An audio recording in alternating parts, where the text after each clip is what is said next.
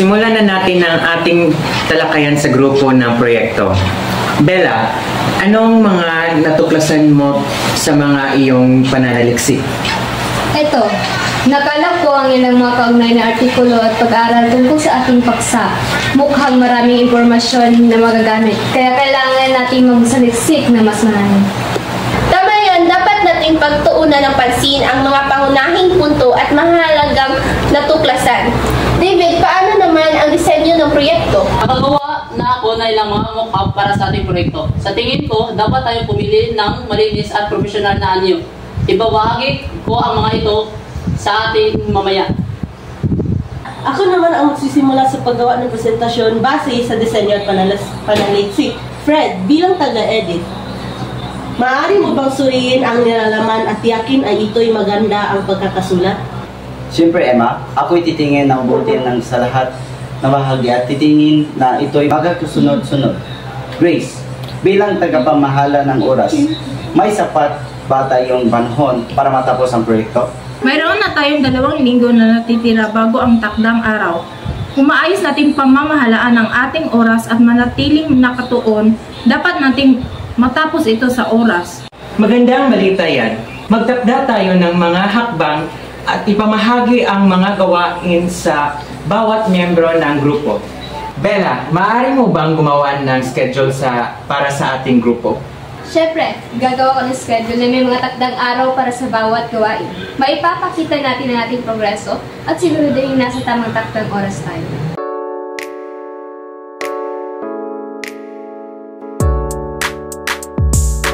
Magandang araw sa inyong lahat. Ako nga pala si Professor Alex at ako ang iyong tagapangsiwa para sa araw na ito.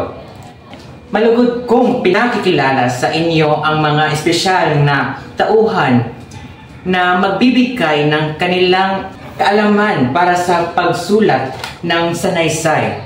Una, ibahagi natin ang mga tips ni Bella. Ako si Bella, isang writing coach. Sa ating workshop na ito, tutulungan ko kayo na mauunawaan ang mga batayang konsepto sa pagsulat ng sanaysay. Ibabahagi ko ang mga techniques upang makabuo ng malinaw at kahangahangang mga sanaysay. Salamat, Bella. Ngayon, ibahagi naman natin ang mga payo ni Chris. Chris? Ako si Chris, isang literary critic. Sa ating workshop, tutulungan ko kayo na maunawaan ang mga elemento ng magagandang sanaysay at ang mga kahalagahan ng malikhaing pag-iisip. Magbibigay ako ng mga pagsusuri at feedback upang mapabuti ang inyong mga akda. Maraming salamat, Chris. Ngayon, ibahagi naman natin ang kaalaman ni David sa larangang gramatika. Ako si David, isang grammar expert. Sa isang workshop, tutulungan ko kayo na maunawaan ang mga pangunahing patakaran at gramatikal at paggamit ng tamang salita. Ibabahagi ko ang mga tips upang mapabuti ang iyong mga sanaysay at mga aspekto ng wika. Salamat, David.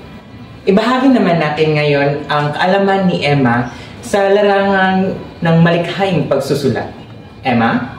Ako si Emma, isang creative writer. Sa ating workshop, tutulungan ko kayo na maipapahayag ang iyong mga saloobin at ideya sa pamamagitan ng malikhain at makulay na pagsusulat.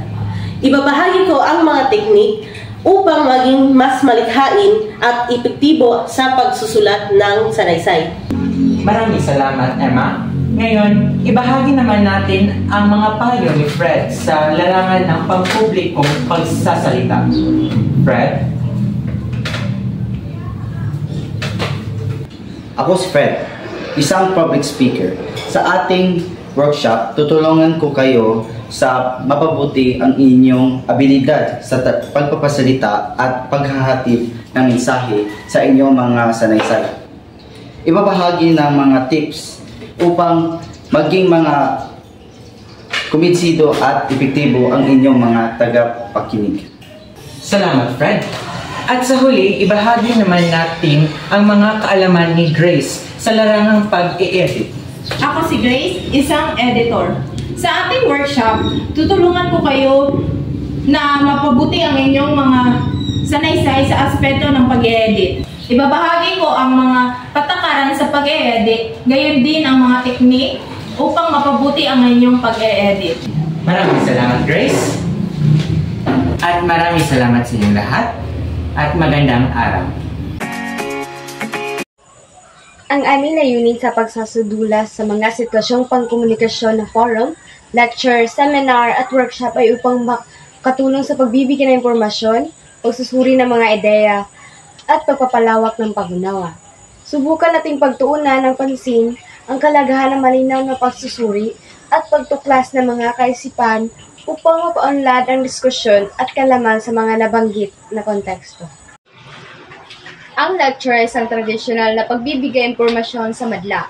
Karaniwang may malaking audience at pangunahing papel ng tagapagsalita, habang ang seminar ay isang interaktibong presentasyon na mas focus sa pagsasanay at aktibong pakikilahok ng maliit na grupo, kung saan mahalaga ang papel ng mga partisipante sa pagbuo ng kaalaman. Ang mahusay na komunikasyon ay mahalaga sa profesionalismo dahil ito ang nagbibigay daan sa malinaw na pagsasanib ng ideya at impormasyon. Epektibong komunikasyon ay kritikal para sa maayos na ugnayan, pagtutulungan at tagumpay sa trabaho.